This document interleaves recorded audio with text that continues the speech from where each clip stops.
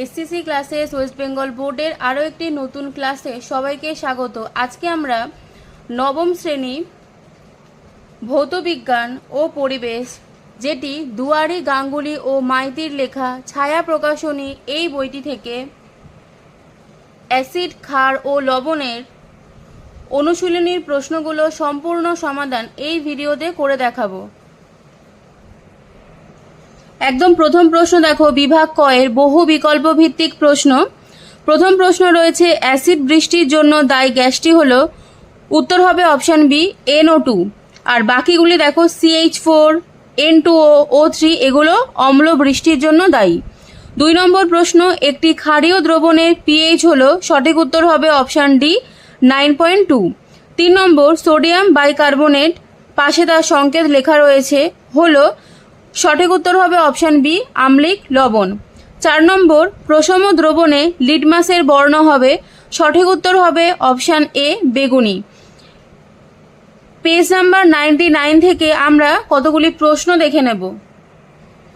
Page নম্বর 99 এর মধ্যে যে বক্সটা দেওয়া রয়েছে এইটা তোমরা খুব ভালোভাবে প্র্যাকটিস করবে। পরের প্রশ্ন 5 নম্বর, নিচের কোনটি ক্ষারীয় অক্সাইড? সঠিক উত্তর হলো অপশান ডি Na2O।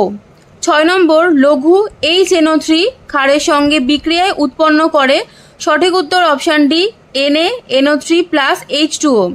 এরপরে আমরা সমাধান করব বিভাগ খ এর অতি সংক্ষিপ্ত উত্তর ভিত্তিক প্রশ্নগুলি। প্রথম প্রশ্ন দেখো, অ্যাসিডের জলীয় দ্রবণে উপস্থিত প্রকৃত ক্যাটায়নটির নাম ও সংকেত লেখো। তোমরা উত্তর লিখবে হাইড্রোনিয়াম এবং যার সংকেত হলো H3O+। 2 নম্বর, পিঁপড়ের হুলে উপস্থিত অ্যাসিডের সংকেত লেখো। উত্তরটা দেখে নাও। লিখবে 2 নম্বর ফর্মিক অ্যাসিড এবং এটা ফর্মিক অ্যাসিডের সংকেত, এটাও তোমরা লিখে দেবে। 3 নম্বর প্রশ্ন, তুল্য পরিমাণ অ্যাসিডের সঙ্গে সমতুল্য পরিমাণ ক্ষারের বিক্রিয়ায় কি পরিবর্তন ঘটে? উত্তরটা দেখে নাও। 3 নম্বর প্রশ্নের উত্তর লিখবে অ্যাসিড ও ক্ষারের ধর্ম পুরোপুরি লোপ পায় এবং লবণ ও জল উৎপন্ন হয়।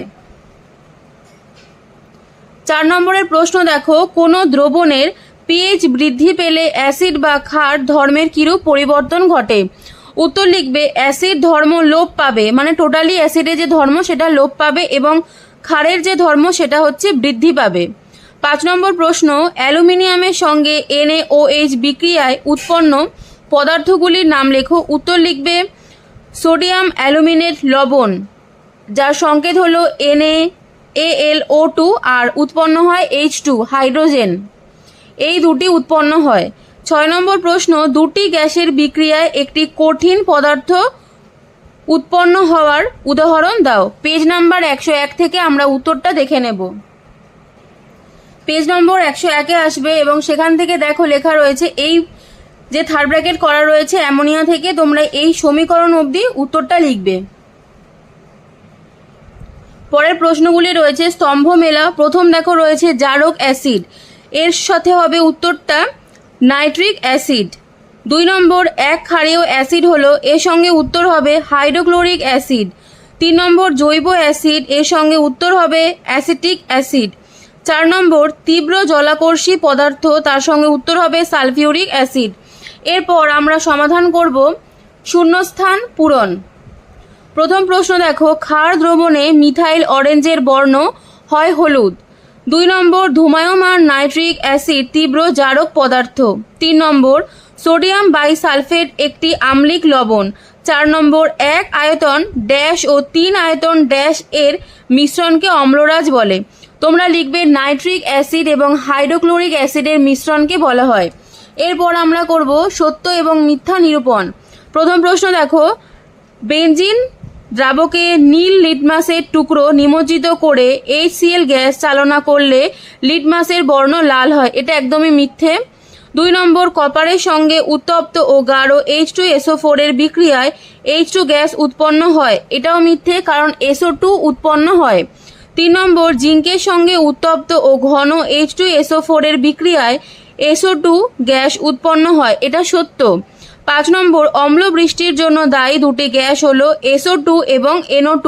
এটাও সত্য। এরপর আমরা সমাধান করব বিভাগ গ এর সংক্ষিপ্ত উত্তরভিত্তিক প্রশ্নগুলি। প্রথম প্রশ্ন দেখো রয়েছে, সালফিউরিক অ্যাসিড শনাক্তকরণের একটি পদ্ধতি লেখো এবং মূল বিক্রিয়াটির সমীকরণ দাও।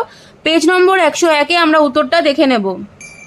পেজ নম্বর 101-এ আসবে, দেখো এইখান থেকে একটি টেস্ট টিউব থেকে তোমরা এই অবধি লিখবে উত্তরটা।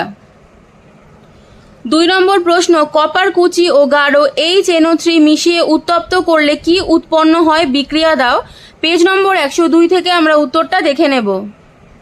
102 নম্বর পেজে একদম নিচের দিকে যে বক্স করা রয়েছে সেখান থেকে লিখবে এই যে মাধ্যমটা শীতল আর মধ্যম গাঢ়, ঠিক আছে, এইখান থেকে তোমরা এই অবধি লিখবে।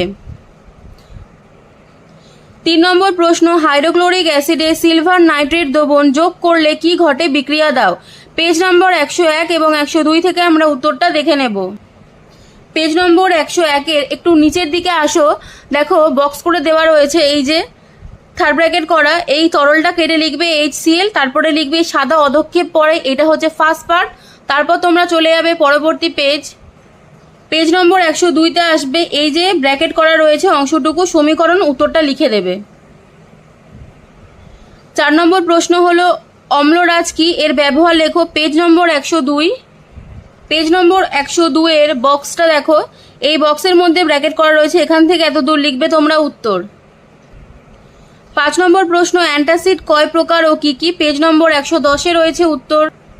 পেজ নম্বর 110-এর একটু নিচের দিকে আসবে, দেখো লেখা রয়েছে, এইখান থেকে লিখবে তোমরা এত দূর অ্যান্টাসিড, এবং অ্যান্টাসিড 2 প্রকার, একটা হচ্ছে সিস্টেমিক, একটা হচ্ছে নন সিস্টেমিক।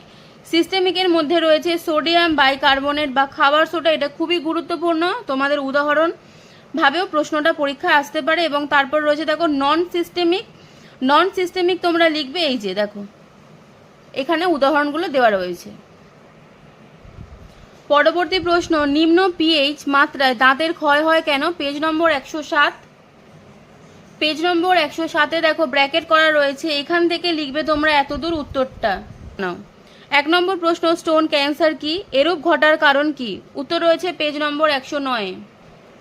109 নম্বর পেজে 4 নম্বর যে পয়েন্টটা করা রয়েছে দেখো, এইখান থেকে তোমরা লিখবে এতদূর। 2 নম্বর প্রশ্ন, বলয় পরীক্ষা কি, কি জন্য এটি ব্যবহৃত হয়। পরীক্ষাটিতে সংঘটিত রাসায়নিক বিক্রিয়াগুলি লেখো। পেজ নম্বর 103-এ রয়েছে উত্তর। পেজ নম্বর 103-এ দেখো এইখান থেকে তোমরা এই অবধি লিখবে উত্তরটা। ঘয়ের 3-এর দাগে প্রশ্ন দেখো, রাসায়নিক সমীকরণ সহ যে কোনো একটি অ্যান্টাসিডের ক্রিয়া লেখো। পেজ নম্বর 110-এ রয়েছে উত্তর। পেজ নম্বর 110-এর একদম নিচের দিকে আসো, এইখান থেকে তোমরা এতদূর উত্তরটা লিখবে। 4 নম্বর প্রশ্ন, উদাহরণ সহ অ্যান্টাসিড কাকে বলে, লেখো। পেজ নম্বর 110-এ রয়েছে উত্তর। পেজ নম্বর 110-এ দেখো গয়ের 5-এর দাগে যে উত্তরটা আমি দেখিয়েছি সেটাই তোমরা লিখবে। এখান থেকে এতদূর লেখার পর সিস্টেমিক ও নন সিস্টেমিকের যে উদাহরণ সেটা লিখে দেবে, যে সোডিয়াম বাইকার্বনেট বা খাবার সোডা এবং নন সিস্টেমিক অ্যান্টাসিডগুলি হলো এগুলো, ঠিক আছে। ঘয়ের দাগের 5-এর প্রশ্ন দেখো, পরীক্ষাগারে অ্যাসিড বার্ন বা অ্যালকালি বার্ন হলে দ্রুত কি পদক্ষেপ নেবে। পেজ নম্বর 104-এ আছে উত্তর। 104 নম্বর পেজে দেখো 4 নম্বর যে পয়েন্টটা দেওয়া রয়েছে, এই পুরো 4 নম্বর পয়েন্ট এখান থেকে এতদূর তোমরা লিখবে। 6 নম্বর, অম্ল বৃষ্টির কারণ ক্ষতিকারক প্রভাবগুলি উল্লেখ করো। পেজ নম্বর 108 এবং 109-এ রয়েছে উত্তর। প্রথমে আসবে 108 নম্বর পেজে, ঠিক আছে, সেখানে এইখান থেকে এতদূর তোমরা লিখবে ব্র্যাকেট করা অংশটুকু। তারপর তোমরা আসবে দেখো 109 নম্বর পেজে, সেখানে এসে 4 নম্বর যে পয়েন্ট এইখান থেকে এতদূর তোমরা লিখবে। আজকের মতো ভিডিওটা এখানে শেষ করলাম। সবাই ভালো থেকো, ধন্যবাদ।